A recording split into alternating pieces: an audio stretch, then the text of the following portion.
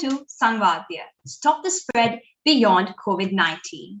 I am Harsh De Silva, an undergraduate at NSB in Greentown University and your moderator for this evening.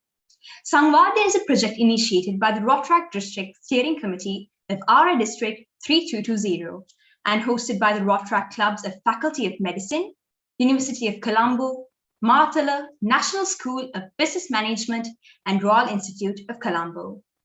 So the first 3 episodes were mostly focused towards the health sector, where we learned more about the virus and the prevention methods. So now we're moving forward from the health industry to seeing the economic point of view. This is the 4th episode of Sanwadaya, the big picture navigating a crisis. Our guest today is a well-known figure in Sri Lanka.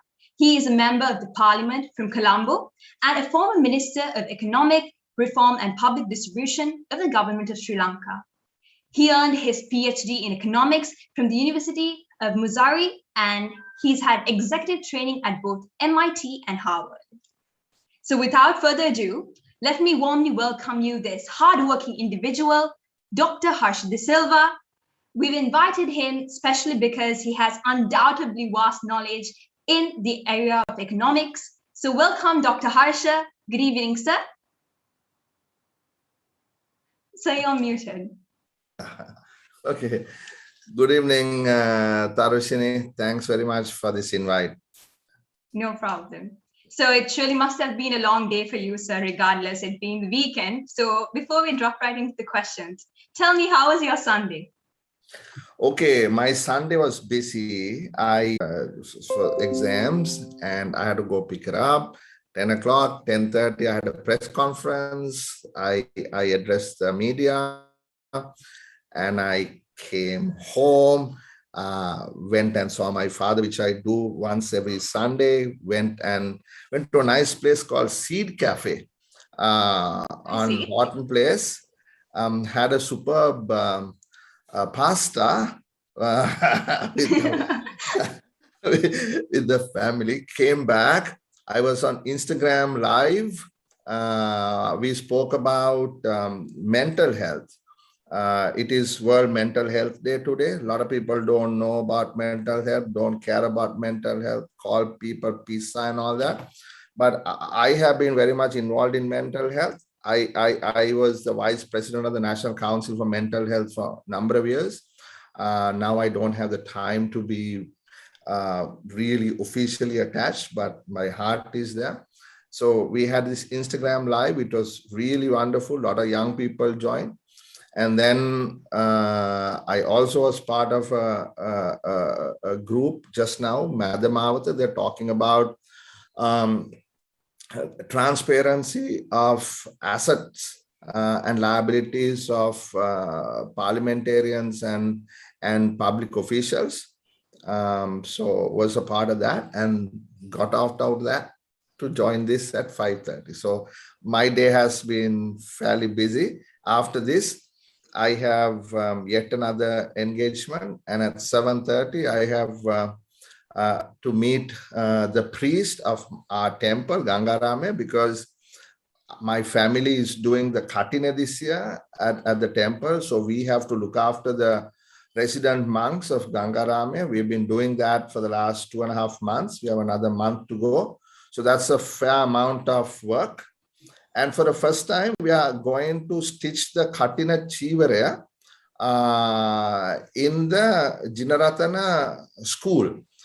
So I want as many kids and others who have not seen this happen before to participate, so that we will see. We bought the thread, and from the thread, we'll create the Chivare. And so there is my Sunday. That's a long Sunday. I wish I had more time to sleep, but I didn't. That's all right. I think you did plenty, and it's for the betterment. So that's okay. But mental health first. So coming back to the topic, sir. Before I start off, so we're coming to economy, and I think when we speak about economy, it's actually with the business background, and I don't think everyone has a business background. So we're going to start off with a basic question. That is, I think it's vital for the youth to understand. So, Doctor, could you help explain why it is important for the youth to understand the impact of the pandemic on the economy?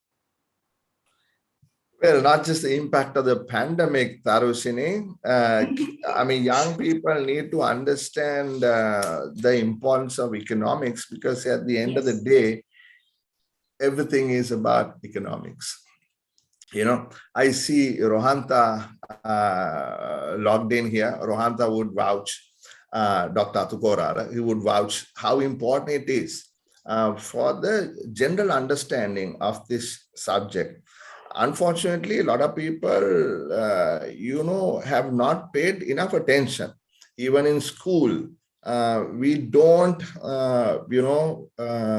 emphasize in making it something compulsory for kids to learn. And in our media, a lot of media people don't have a deep enough understanding of economics to present facts to the normal reader or the viewer. Now, to give you an example, I used to teach a class at the University of Missouri School of Journalism, which actually is the world's first school of journalism. It's a very highly ranked school for journalism, and all J school students had to, as compulsory subjects, go through principles of macro and microeconomics.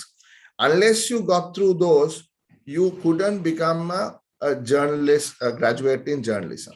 So, and therefore, what happens is the general public gets to understand the topic, the issue, sometimes crisis, in a way that is simply put forward to the reader by the journalist, by the media.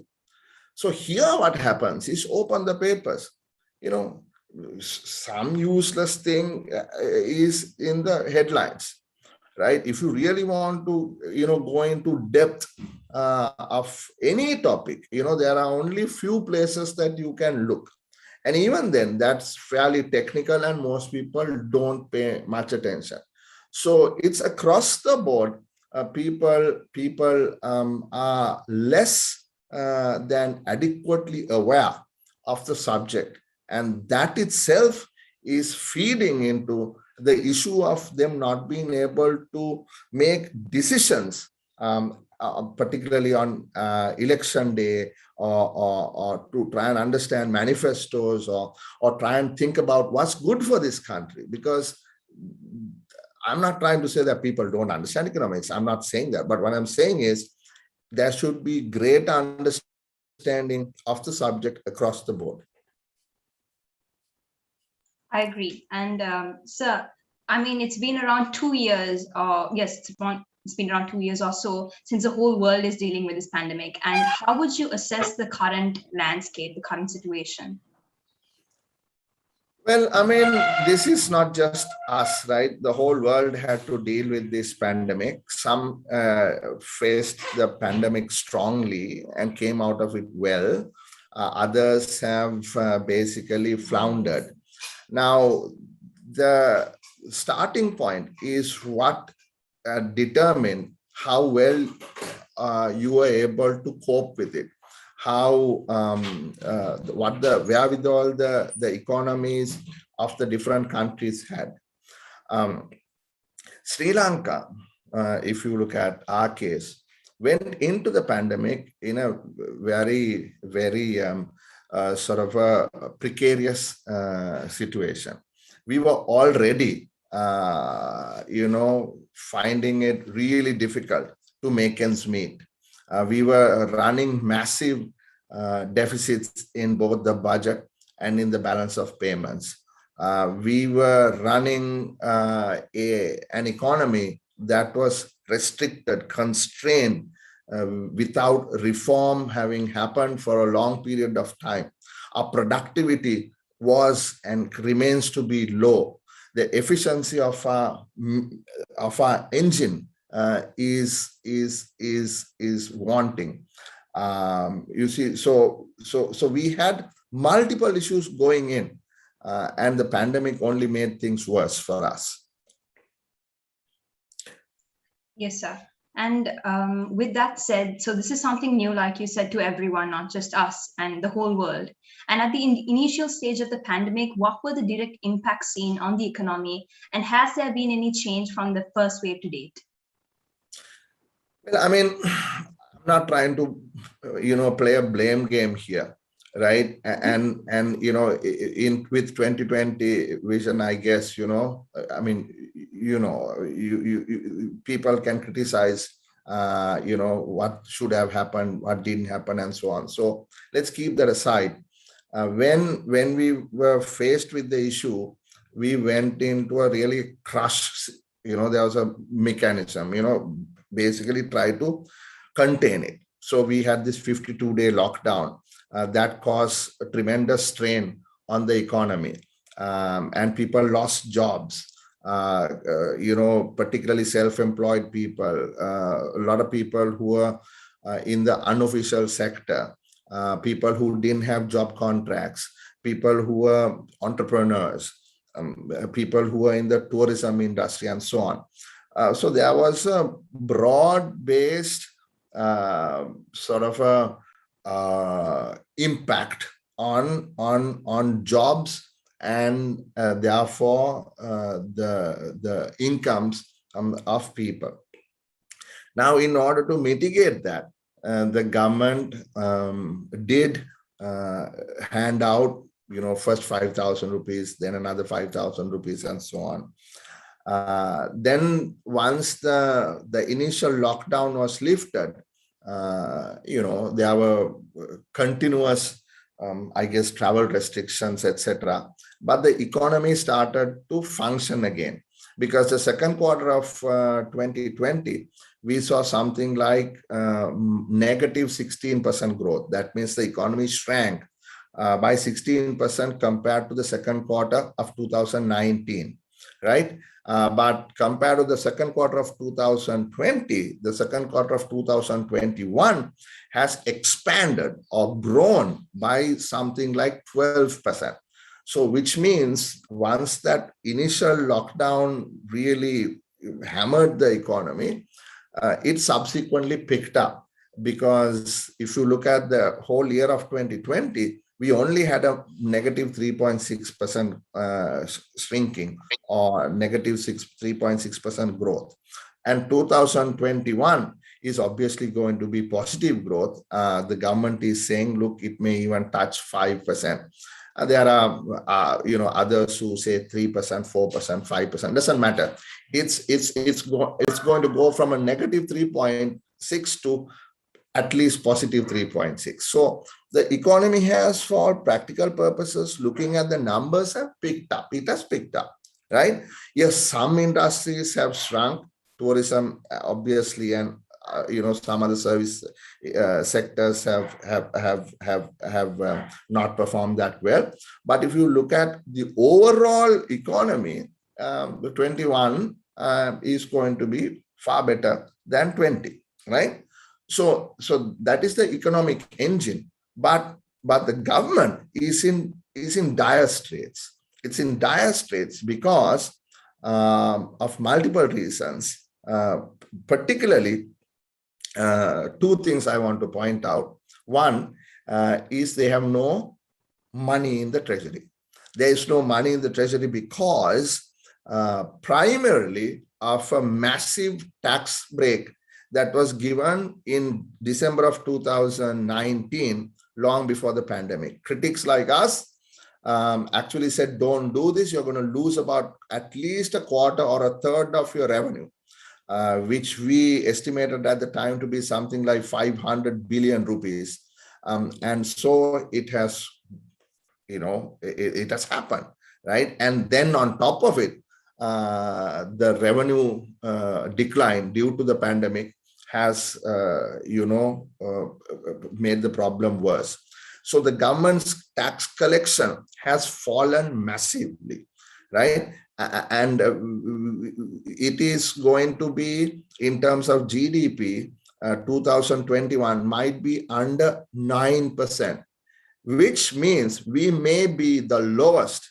And I repeat, we may be the lowest in the entire world in terms of tax revenue to GDP, right? So when you are in a situation like that, obviously the government is in a very, very tough spot. Okay. So with the falling of revenue and expenditure being very, very inelastic, meaning there are certain essential elements in expenditure that you cannot cut any further. For instance, I am estimating this year close to 80%, I repeat, close to 80% of all revenue would be nothing but interest payments. Interest has to be paid. If we don't pay interest, we go into default, right? Now, if you keep that separately, right, and then look at salaries and pensions, that is going to be, pretty close to that amount, right? So you think about the numbers, they just don't add up. So we have a massive fiscal problem. On the other side, we have a very, very, very terrible problem on the balance of payments side, because we have about for the next 12 months, we have about $7.5 billion of loan repayments of just the external loans taken by the government and corporations, both public and private. And we have only, and I'm being very responsible when I say this, as of the end of last month, $2.58 billion in hand as official reserves. But in terms of foreign currency reserves, we have just over $2 billion. Okay, the private sector will have maybe another $1 billion in reserves, so maybe $3.5 billion. But that is nowhere near sufficient to meet the $7.5 billion of just the loan repayments for the next 12 months. So to sum it up, the economy is sort of picking up. Jobs are coming back online. Like I said, I was at a restaurant today, it was full. So people are beginning to go out and spend. That is a good sign because, a large number of people have been vaccinated. That's a good job. So they have done something right, but they should have done it a lot earlier. We should not have relied on Dhammika Penny and all that nonsense. That cost us somewhere between 0 to 13,000 lives. I don't know how many lives could have been saved if we started vaccinating earlier, but we didn't. But having said that, the vaccination is now fairly widespread. So the economy is coming back on stream, except for the tourism sector. But the government is nowhere near seeing any light at the end of the tunnel. So with all of that said, sir, like GDP under 9% and a positive of 3.62, I think. And with all that said, do you think there'll be a long-term impact of the pandemic on Sri Lanka's economy? I mean, we are, getting somewhere, but how about the long-term impact? Will there be any requirement to change the economic structure of Sri Lanka as we're moving forward, or how do you think it will be? It's a good question. And I'll tell you why that is a good question. Because this is decision time. This is decision time, right? We cannot kick the can down the road any longer, right? We have to decide what we are going to do. Now, the thinking was, for the last 2 years or so, of an inward-looking economy. They talked about what is called import substitution, which means, you produce locally to substitute what you're going to import. So it is a very sort of, has a nice ring to it when the politician in his national suit goes up on a platform and screams this in Sinhala or in Tamil into the microphone, broadcast as loud as possible to the people listening, and they cheer. Yeah, this is my man. He's going to, strengthen the local economy. And that is one. The other is that they believed in something called modern monetary theory, which is, now I told you that the tax revenues have gone down quite a bit. Now, with the tax revenues going down, hold on a second, please. I want to stop this. With the tax revenues going down, where was the government going to find the money to spend, right? And modern monetary theory, which is completely flawed and can be used in specific instances in specific countries with hard currencies, says, look, you can have loose monetary policy. In other terms, you can print money, right? Because you're performing less than your potential. So there is an output gap. In order to push the economy up to the level of its actual potential, if the private sector is working at half pace, factories are only working at 40%, tourism is down at 10%, so on and so forth, then the government can step in, right? And the government can, expand fiscal policy and have what is called fiscal dominance of monetary policy, meaning to spend on that, you can get the central bank to print money, then we are home free. We have printed in the last 18 months or so, 19 months or so, something like, I can't even, it's such a massive amount. I have it somewhere, right? Which has caused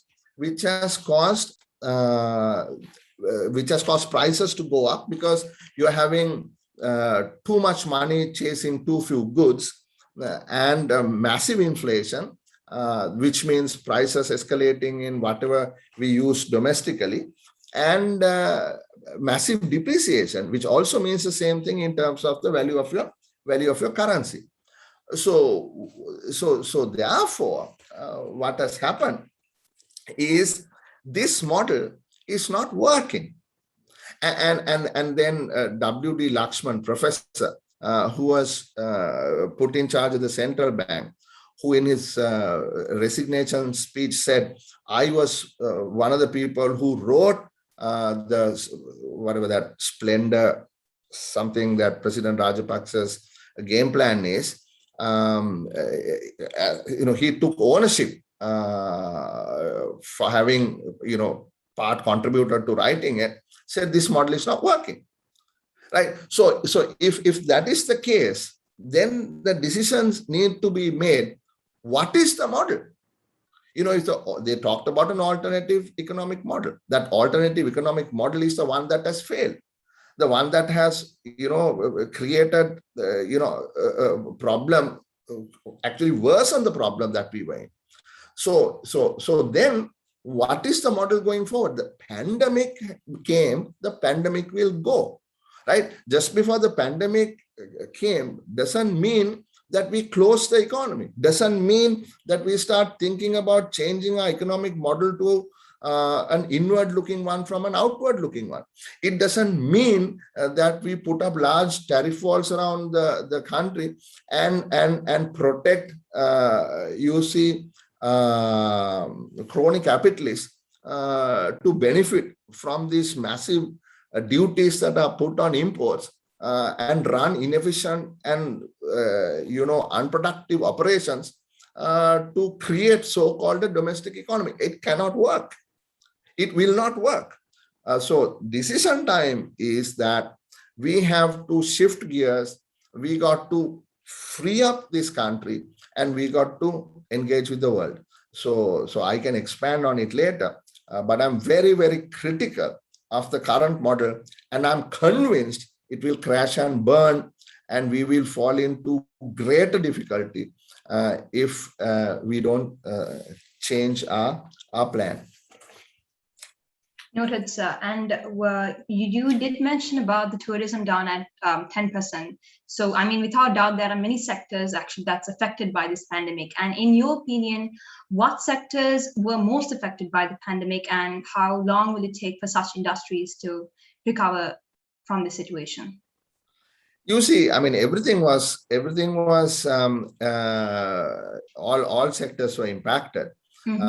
So what was impacted, the segments that were impacted the most were those that were unofficial. For instance, if you look at agriculture, about 90% of agriculture is unofficial, right? Which means they don't have EPF, ETF contracts, they don't have work contracts. They are basically in the, they can be let go at any point if there is no work. I think about 60% of industry is also in the unorganized sector. And about 50% of services is also in the unorganized sector, right? So the unorganized sector in whichever industry is the one that took the biggest hit. The jobs that were lost was in those segments. Now, if you look at industry per se, tourism is obviously the hardest hit, and tourist related, whether it is the tourist driver or the the small hotel or the big hotel. And also recall tourism, if you look at the distribution of population distribution of tourists accommodation units, you see what's called a long tail. It's not a normally distributed one that is nice bell-shaped curve. It's a long tail. Long tail, at the end of the long tail are the small accommodation units. Could be Airbnb, 1 room, 2 room. So the bulk of our tourism revenue is generated in the small and medium sector, right?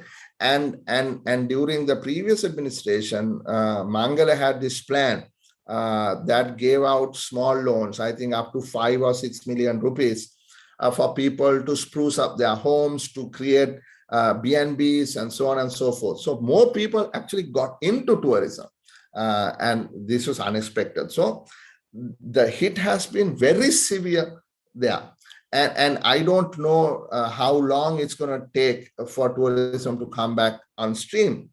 I was talking to a chairman of a large corporation about 3 days ago who's got properties in the Maldives. And he told me that in the Maldives, they are back to about 85 to 87% occupancy.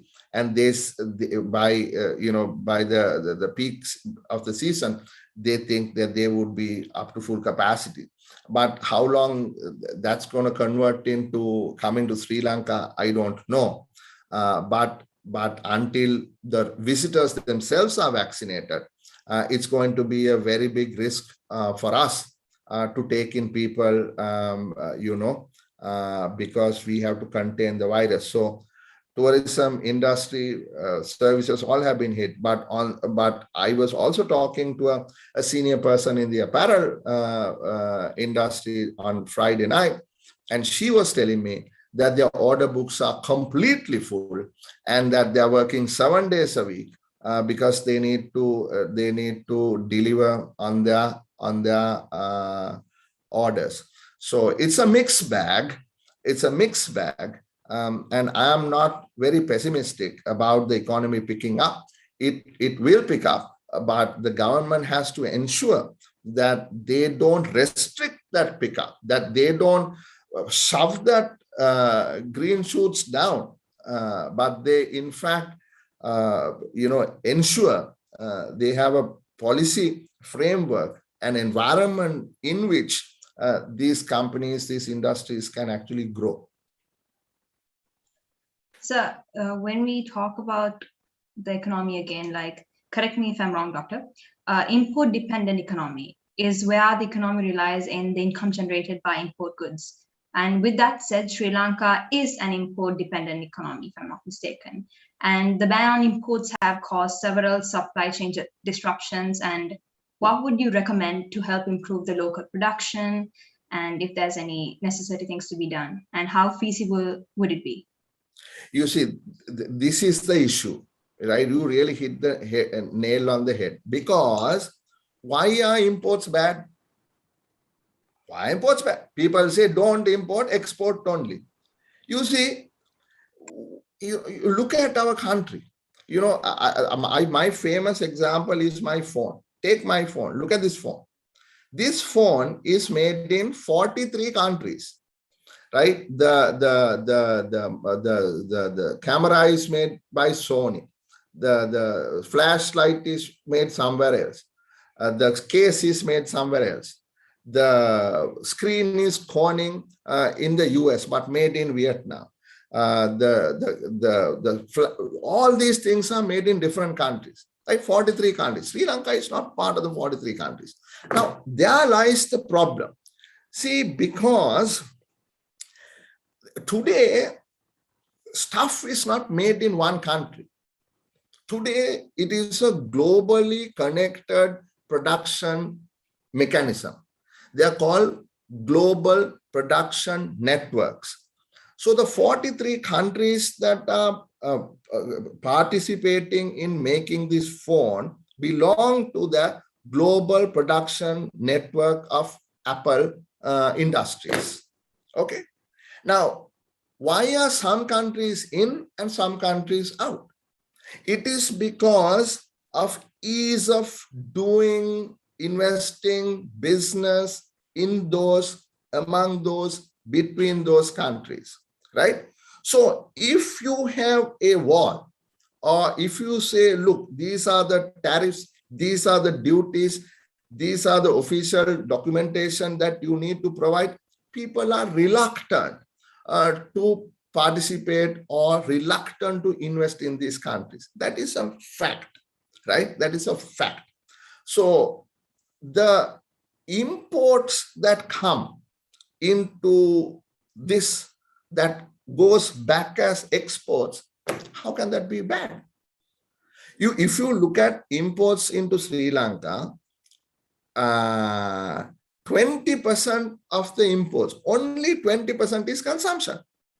Of that 20%, you know, half of it is food and medicine, and only half of that 20%, or even 25% of that 20% is what the government tells us is luxury goods, including this computer and the phone and so on, right?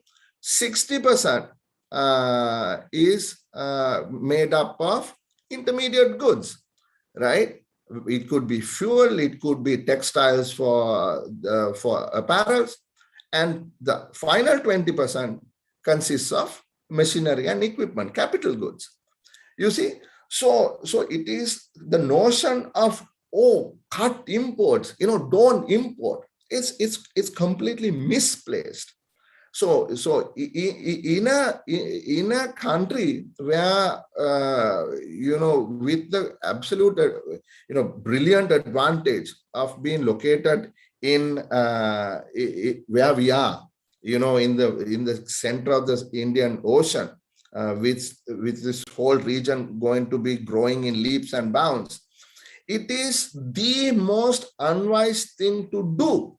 The most unwise thing to do is to say import substitution. No, we have to be export oriented. We have to be partners of global production networks, right? We have to, instead of putting up tariff walls, we need to break tariff walls.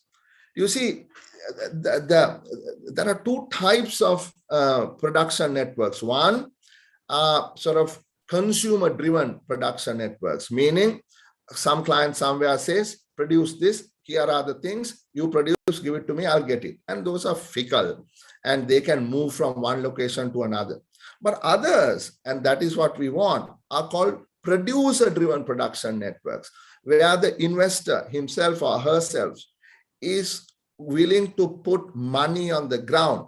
He or she has skin in the game. So patents are moved, technology is transferred, assets are relocated, knowledge is shared, right? And that is the way for us to grow. So imports are not bad. It's just a silly notion to say imports are bad. And the moment you put taxes on imports, that eventually becomes a tax on exports. And that can be shown with evidence, which is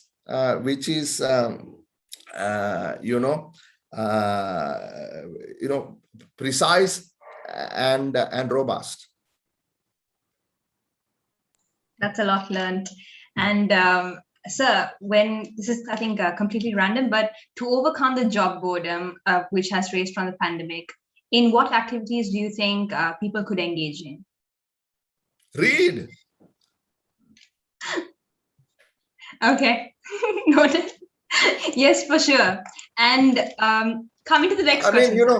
Or watch, if you are lazy to read, listen What's to news? books. Listen to books, now you don't have to read, you can listen, let somebody else read and tell you what's in the book. Look, kids are getting frustrated. They want to move to New Zealand, Australia, America, Singapore, right? Yes. Right? What's going on here, man? What is this? We are still, I'm sorry to say, a poor country because our attitudes are wrong. This whole domestic economy, and let me take another minute if you don't mind, Tarushini. No problem. Take your time. Are we scared? Who are we scared of? When we try to sign the Singapore trade agreement, my God, the amount of opposition. Oh, the Singaporeans are going to come and take our jobs. What nonsense is that? Are the Singaporeans going to come by shipload and take our jobs? No. Let me give you an example. Scrabble. Right. Yes. So this Ricardo Hausman, professor at Harvard Center for International Development, told this to me one day. And assume letters are skills, words are products.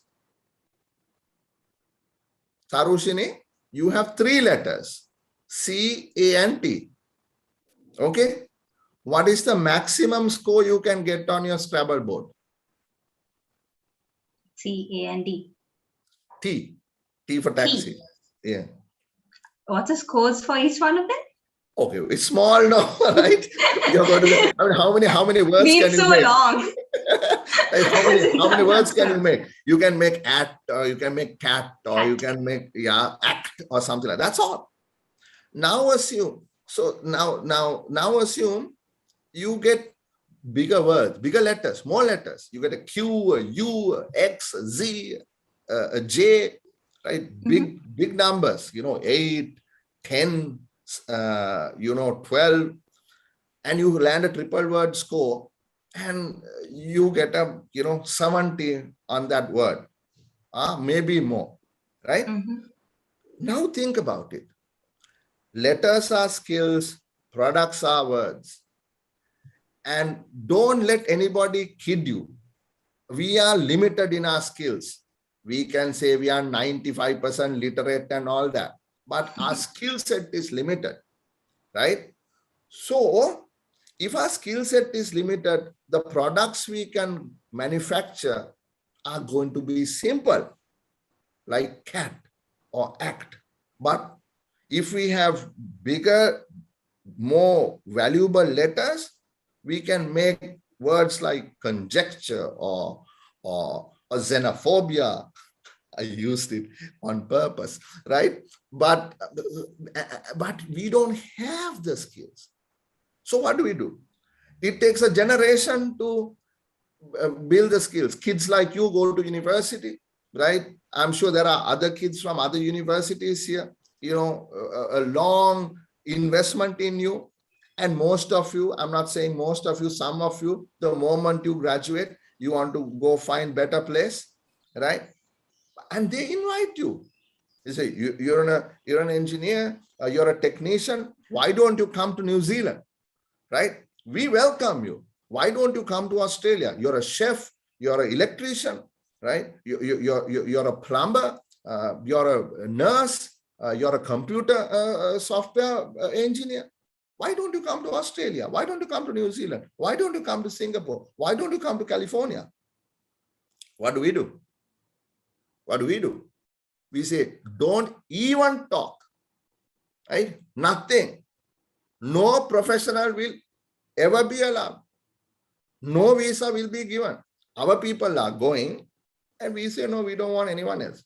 What happens to the letters, right? What happened to the skill set? It's moving out. Where is the knowledge? How do we move from stitching shirts to designing and developing electronics? When you're bored, you will see what I'm saying makes sense. Thank you, Doctor. And Doctor, when you're talking about students leaving right when they graduate, and also I was also from abroad and I came to Sri Lanka. So when I landed here, people started asking me, why did you come to Sri Lanka? And that's their first question. So with that said, sir, before I drop right into the next question, dear participants, if you all have any questions, do drop it on the chat below. And sir, back to the topic. In your opinion, what's the best contingency plan for Sri Lanka that you think we could follow to overcome the financial crisis? It's a tough one. It's a long story. if you actually look at the basic building blocks, what's happened to our country is we consume more than we manufacture, right? Our absorption is higher than our production. And you can show in simple economic equation what is called the savings investment gap, meaning the difference between what we invest and what we save is really what is called the current account gap in the balance of payments. So we consume what foreigners produce, and therefore we have to pay them in foreign currency. We don't have that currency, we borrow that. Then it becomes bigger and bigger every year when we dissave, when we always run a deficit in the or we have a savings investment gap. So that is a fundamental, the very basic of it, right? So today it has grown so big that it has come to a point of sort of implosion, right? It's just going to implode on us because we just don't have the resources and we are just driving right to the edge of the cliff. So we have to really start doing things differently. People don't like the word austerity because you're going to cut down on your expenditure. I also don't like the word austerity. As a politician, how can I say, I'm going to have to ask you to cut down on your expenditure? As a government, that means I have to cut down on what I can spend on education, on healthcare, on irrigation, on highways, etc. That means loss of jobs, right? Now, we have to do that. We have to do that. But there's a but.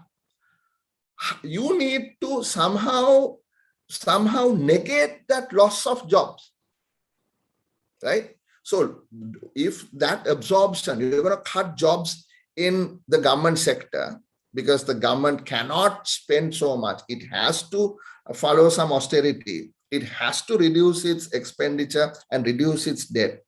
Then new jobs have to be created, right? New jobs have to be created. And those new jobs better be better jobs than the jobs that are getting cut. So you, instead of the government job at 33,000 rupees, with hardly any work to do. If we can create a job that's going to give us 133,000 rupees a month, and it's exciting, and you feel like doing that job, and you don't want to leave this country to go look for something else somewhere else, that is what you need to do. So that shifting of jobs and creating jobs that are meaningful, that pay well, is what we need to do. So how do you do that? Right? How do you do that? Sri Lanka is a small country. We have only 22 million people. And of the 22 million people, how many people are able to spend on products and services that highly skilled, highly paid workers are going to produce? How many can afford it? Right?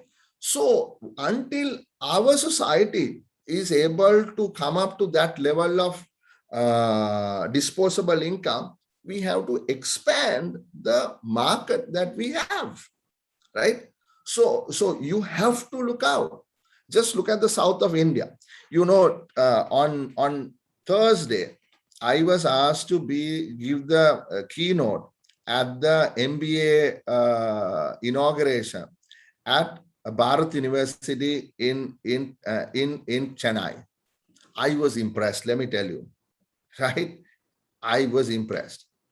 And even just look at Chennai, right? From Apple to Alphabet to, to Tesla to IBM to every company is there, right? How come? Right? And the market is huge. In the 5 southern states of India alone, you're looking at 500 billion economy, right? So we have to expand our markets. We got to start looking out. You got to bring investments in. In order to do that, you got to relax your, laws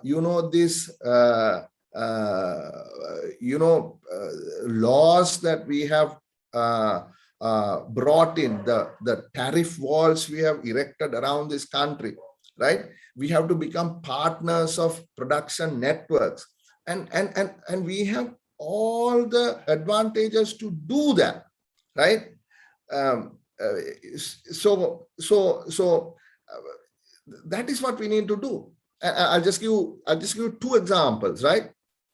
In 1961, Mrs. Bandaranayake chased away 2 American companies from Ceylon. One was called ESSO, the other one was called Caltex. They nationalized it and created what was called Ceylon Petroleum Corporation, which is an absolutely horrible loss-making operation that says it doesn't have the money to buy fuel for us starting 1st of January. That is the status that is in. They went to the Malaysian Federation. Singapore was not even a country. In the island of Jurong, they started the first refinery with 18,000 barrels. Today, ESSO is called ExxonMobil, and it is one of the world's largest companies. And Singapore's oil industry was built around ExxonMobil and Caltex, and all of them invested there. Singapore has become the center of oil trade. They don't have a single drop of oil, but one of the world's largest refined oil exporters. The oil industry, the legal, the financial, the services, the trading, the containerization, everything has happened, right? Because we chase them away. We chase them away, and they set up there, right? One example. Example number 2. In 1982, a company called Motorola had signed an agreement with the GCEC to set up a factory of 3,800 people in Katunayake export zone.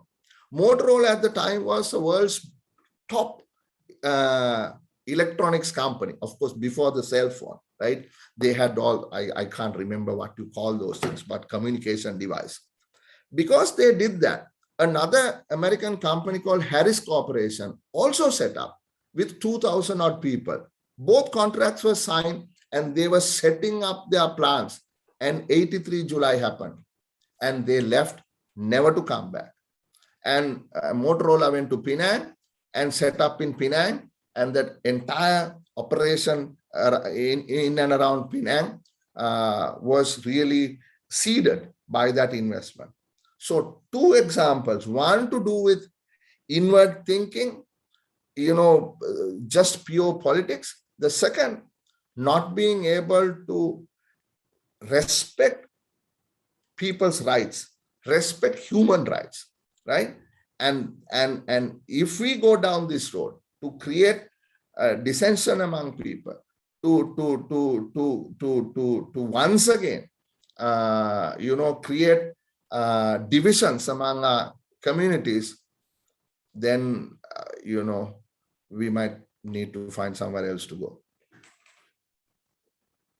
Noted, sir. I think there's a question from a participant. I think, yes. So the participant asked, what happens to companies which are making good profits in a country which is bankrupt? From Rohanta. Do you want me to repeat the question again? Yes, please. Yes. What happens to companies which are making very good profits in a country which is bankrupt? Well, I mean, let's look at those companies that are making very good profits and why they are making good profits. A lot of the companies may be export-oriented companies. So their market is actually not domestic. So whether the country is bankrupt or not, they make profits. I mean, for instance, let's take the big, hype about Expo Lanka, which every day is in the papers, every day, right? The share price is going up like there is no tomorrow. And every day people write, that is because they have an export market. Their income stream is in dollars. So might as well, go there, right? Or else, look at some of the other companies that are making profit. Banks are making money hand over fist, right? I mean, look, their profitability is highest they probably can, ever get, So there are multiple other reasons. But if the country is bankrupt, that means the people will be bankrupt. If the people are bankrupt, that means there is no disposable income. So I think Rohanta knows this better than me. He's much more experienced in running businesses than I am. But my simple answer is it is unsustainable, to say the least. You may be making profits, but find me a profitable company in North Korea, and then maybe I will change my answer. Thank you, sir, for the answer. Thank you, sir, for the answer. I thought I was mute. Okay, coming to the next question, sir. Could you tell us some advices as to how we could help the situation right now as citizens, as the youth? Well, the youth need to think a little beyond their nose. I don't mean to disrespect the youth. I have two children who are very youthful, and we have very proactive and constructive dialogues. But youth, say, take the good example is Brexit, right? At Brexit, what happened? The youth didn't care. The old people threw the youth under the bus, right? And the youth, when they got the election results, said, "Oh my God, what happened?" They didn't participate, right? If you look at the youth voting pattern in this country, right? I don't have recent numbers, but it is appalling, right? A lot of the youth don't exercise their franchise, right? So the youth say, okay, let the elders decide. But the elders are deciding for themselves. Elders' time on this earth is limited. The youth's time on this earth is quite more than that of the elders. So the youth must be participants in the decision-making process. Youth must be more involved. And Tarushini, what you're doing is that what you're doing is getting the youth involved. It is good for kids in university to debate and have people speak out and engage with them. You said you came from overseas. Something that I see differently from here to the United States, for instance, where I was once in the interactivity, the way in which the teacher or the professor is questioned. I was taken aback when I was as a teaching assistant, would go to class, and they would hit me with questions like but that's the way learning happens, right? So here it doesn't happen. You just listen, you write something down. That's really not participating. That's Yes, passive. I agree. So therefore the youth must engage. Youth must engage in things like this. They must engage in rights issues. They must engage in civil liberties issues. They must engage in social issues that matter, right? They must engage in discrimination issues, right? They must stand up. Youth must stand up and use the franchise. Think, read, and then put the cross. Thank you so much. So that's really insightful. And I think all the participants here surely must have learned something. So youth, I hope you're listening. And sir, coming to the last question, what do you think about this session and your opinion about Sanwadaya initiative? You should have more people ask questions. So there isn't enough engagement. You are doing a good job. You're asking me questions, but so where are the people who are going to challenge me? Where this is? Tell me, this is Rotaract Club of what? Bunch of universities, right? Yes. What are the universities? National School of Business Management, Marthala, University of Colombo, Royal Institute as well. So where are the questions? Where is the engagement? Why is nobody challenging me? Dear participants, do you have any questions? No, see, you asked me, you asked me to be critical. I mean, you asked my views, and I'm being quite honest. Why are there no different views?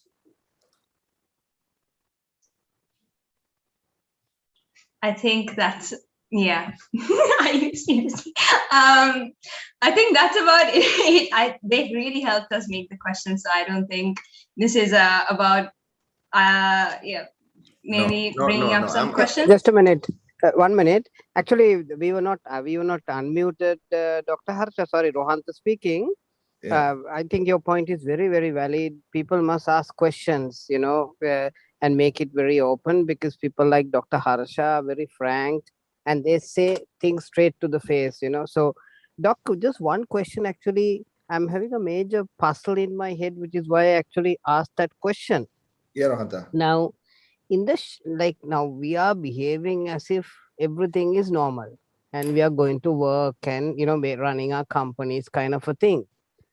So my mind is not yet developed enough to kind of gather this, how this answer will propel, which is why I'm asking you. Now, we know the country is in severe debt. We are basically bankrupt, no, Dr. Harsha. Yeah. So, but we are doing business as if, normal. We are going to work, kids are going to start school, they're going to universities very soon. So, I don't have the reading and the experience, so that's why I'm asking, what will happen to these profitable companies? Very likely, which you said was that if you are export driven, you might be able to survive, but most companies are very local, no? What happens, doctor? Yeah, I mean, you see, we seem to see it's like this, no? It's human behavior. It is behavioral economics. It's rationality versus irrationality. We say, people say, don't drink, don't smoke, right? It's not good for you. But on a Friday night, pretty much everybody does that, So you may ask, if you know that it is bad for you, why do you do it? I mean, I'm not trying to say, trying to sort of use that example here specifically, but most people don't really understand or are able to comprehend the actual reality. Now, so you say, look, we are almost bankrupt. We have a massive problem that is ahead of us. But the countries, people are going to work. They're doing their thing. So it is a perception. No? A lot of it is also perception, right? I see as a technical person the problem, but somebody opposed to me may say, no, Harsha is talking, absolute bunker. We don't have a problem. The political opposition in parliament, for instance, says Harsha is mad. What is he saying? He doesn't know what he's talking about. We don't have a problem. And a lot of people like to believe that. They like to think, look, what is being told is the fact, right? So, somebody told, a crisis happens slowly, and then suddenly. In Lebanon, there are no lights today. Lebanon has no light. All the electricity company has shut down because they don't have fuel to run the electricity company in Lebanon. It has come to that, right? And there are countries that inflation was 1 trillion %. Trillion %. They didn't have food to eat. Riots in the streets. Look at what happened to Greece. You see, people killed each other for food. 3 governments changed. And then they were able to come back to some sort of stability. So I am here not a doomsday prophet. But what I am saying, Rohanta, is there is this perception that, things are good. I see people saying, talk positive things. Why are you saying negative things? Say positive things. You can say positive things if there is, positivity in the horizon. But you have to be realistic, right? So I shudder to think, Rohanta, if these people or people running our country, continue to live in some parallel universe, then all of us are going to be in trouble.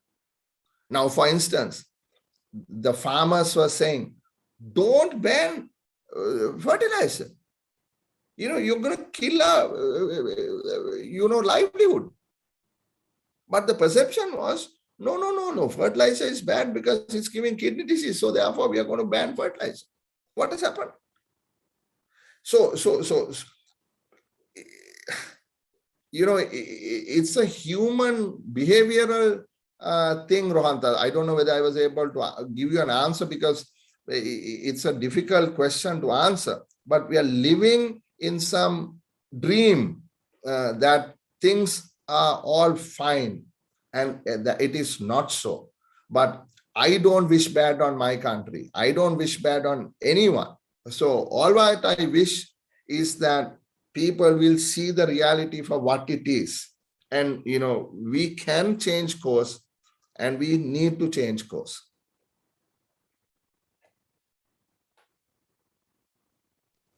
Thank you, Dr. Harsha.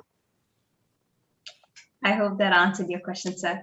Very, And very much. And I think that what Dr. Harsha said is so true, because the tea industry has now come and said that if the chemical fertilizer is not allowed, the whole production of tea is going to drop by 40%. And I spoke to the chairman of the Ceylon Planters Society, and they're saying that the government has not yet understood. But today's papers are saying that there is going to be, they're going to allow fertilizer. But then the question is that it's too late. I mean, this decision should have been taken 3 or 4 months back. So I totally agree, Dr. Harsha. Thank you very much. Thank you. thank you. Sorry And to interrupt, but to add to what Dr. Harsha said, Darshini, can I speak? no problem. Go ahead. And with what Dr. Harsha said, the main reason for the government to ban fertilizers is it because of the dollar shortage? I don't know. I really don't know. I really don't know what the reason is. People say it is a dollar shortage. I don't know. I can't confirm it. People say it is because of kidney disease. I can't confirm it. But see, policy decisions must be based on evidence. You can't take policy decisions on some whims and fancies of various people. The policy decision, evidence-based policy is basic. So you have to look at evidence. Where in the world have they banned in totality chemical fertilizer, and yet had yields sustained? Where? Nowhere. So if nobody else can do it on this planet, how can we?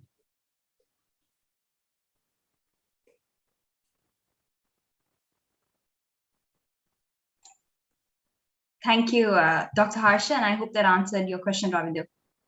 So there's another question from a participant, and they're asking Dr. Harsha, with respect to taxation, the VAT has been reduced to 0% when it comes to restaurants. And is there a problem with the taxation, whether they do not tax necessary goods and services, but put high tax rates for unnecessary services? And what's your thought on that? And how can it be improved? And so on. See, today's Sunday papers had an article on the collection of tax on interest. It went down from 30 billion to 2 billion. If my numbers are right, it is something like a massive fall. And the reason is what? Nothing to do with the tax rate. It is a tax administration. Earlier, interest had a withholding tax. So the banks, how many banks are there? 26 banks or something in this country. The 26 banks collected the right amount and it remitted it to the treasury. Now, these people said, no, we don't need to do that. Just remove withholding tax. Right? Now, where is the evidence to show that it was the right call? When everybody said no. Now what has happened? They are saying, my God, now we have to go after millions of people and ask them to voluntarily quarterly submit tax documents to pay the tax on interest. As opposed to 28 people, 28 banks, now you have millions of people, 3, 4, 5, 6 million people. So obviously it's not going to happen. Pay tax was something that people paid. Now that was abolished and said, you do it yourself. Nobody's paying. Right? So there is, one is the tax policy. The other one is the tax administration. Now, VAT. Okay. Now VAT, the rate was reduced from 15 to 8. Then the threshold was increased from $12 million rupees to 300 million rupees. So nobody is paying. Nobody is paying. So how are you going to collect? Right? How are we going to collect? So you know, it's unbelievable. And I asked the Treasury, as a member of the Public Finance Committee, I asked the Treasury, did you do the analysis? And I tell you, no analysis was done. No analysis was done. How can you change a policy of a country without any analysis?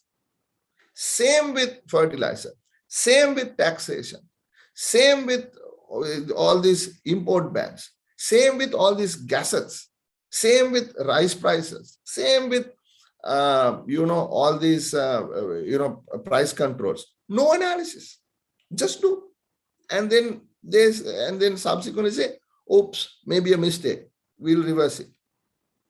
By that time, problem has gotten out of hand. So I didn't answer the specific question on restaurants, but broadly speaking, tax must be appropriate. You mustn't be overtaxed, but people have to participate in the process. All you kids, most of you kids are getting a relatively free education. Even if you're not getting a free education at university, most of you kids probably got a free education in school, right? Somebody had to pay for it. No, you become an engineer, you become a businessman, you become a businesswoman, you become a technical person, you become a lawyer, and then you say, I ain't going to pay no tax. Why should I pay tax? Easiest thing is to say, oh, it is wasted. I'm not paying tax. Who is paying? Who is paying? Is there a social responsibility? Is there citizenship? Is it your contribution to society? And then if you go overseas, you contribute to the New Zealand economy. You contribute to the Australian economy. You contribute to the California economy. You contribute to the Singapore economy, not to our economy, right? So there is while taxes must be equitable, just, transparent, and not wasted, citizens also have a responsibility in paying taxes.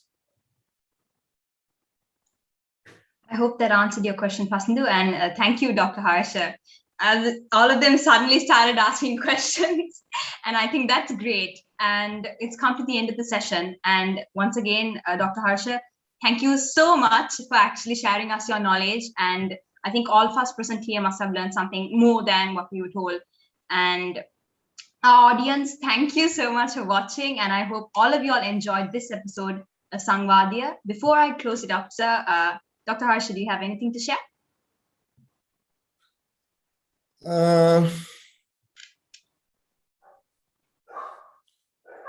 What is there to share? I mean, ask not what your country can do for you, ask what you can do for your country. Who said that? John F. Kennedy? Somebody said that. I should read more books for sure. Yes, I have to catch up on these quotes. I just realized. No. I mean, young people, your future is ahead of you. I mean, the whole world is, there for you to conquer. I was once your age too, and, you got to live your life. You got to enjoy your life, but you have to be responsible, and you got to try and contribute. The best way to do it is be successful yourself. I don't believe in socialism. I believe in capitalism, right? Capitalism, but with social safety nets. We need to create what is called a social market economy, right? Right. What it means is that you bring in all components of society together, not just the people who invest the money, but also the people who are paid with that investment. So the workers, right? Um, uh, uh, uh, just a minute. What is the question, right?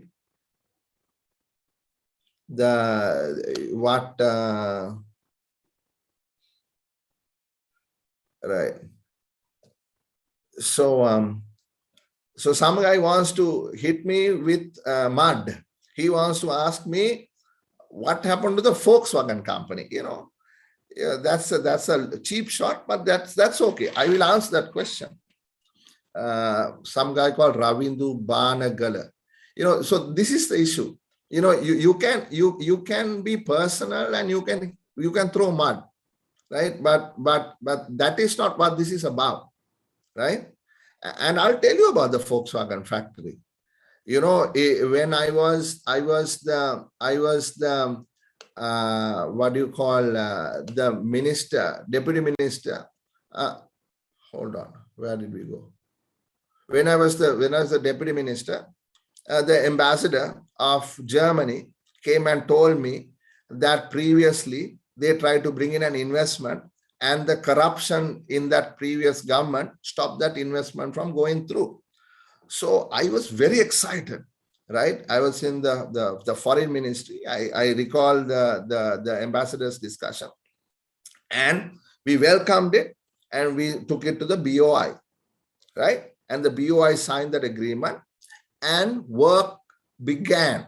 The agreements were signed. Then Ravind, whoever you are, if you read, you will note that there was a massive scam in Volkswagen. It was an emission scam, right? And the entire company ran into massive losses. They were fined, I think, like $16 or $17 billion.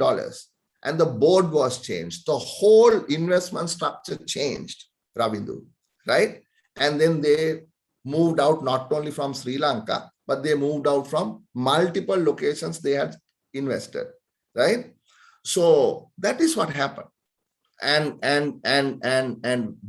instead of that, that factory has now been constructed. Some other car company apparently is going to start assembling vehicles there. But Ravindu, hold that for a moment. Why don't you ask me about Suasaria, what I did? You want to throw mud at me and asking me what did you do? Doctor, it's not mud. I just wanted to ask that question. I really appreciate. No, that's okay. No, I am answering you. No, you ask the question. It's my turn to answer, right?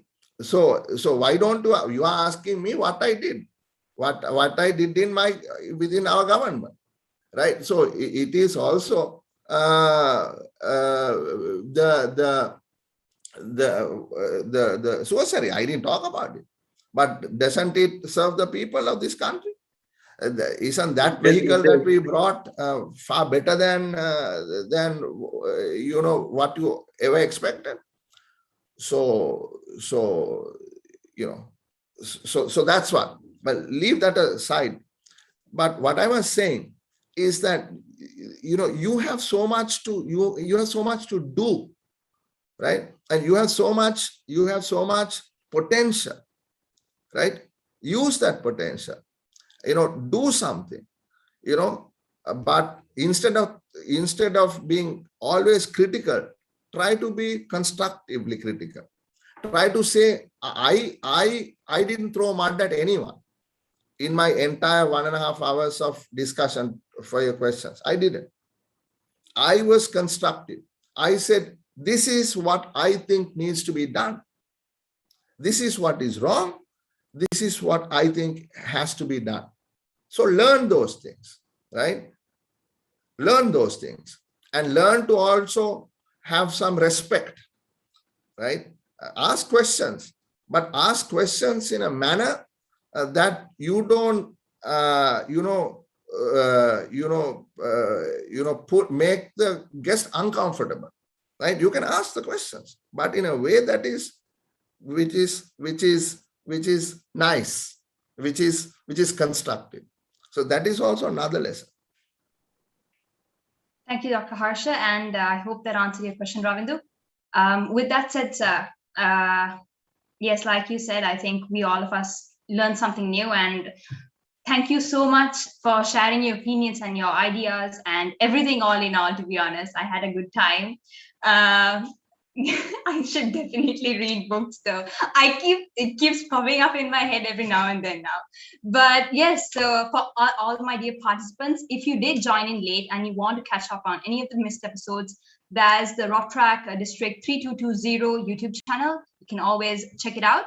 So ladies and gentlemen, stay tuned for the next session. Till next time, take care and please stay safe. Thank you, sir, again. Thank you, Tarushini. Thank you very much. No problem, sir. Recording stopped. So if you don't mind, could you please stay for a few minutes with us? Thank you.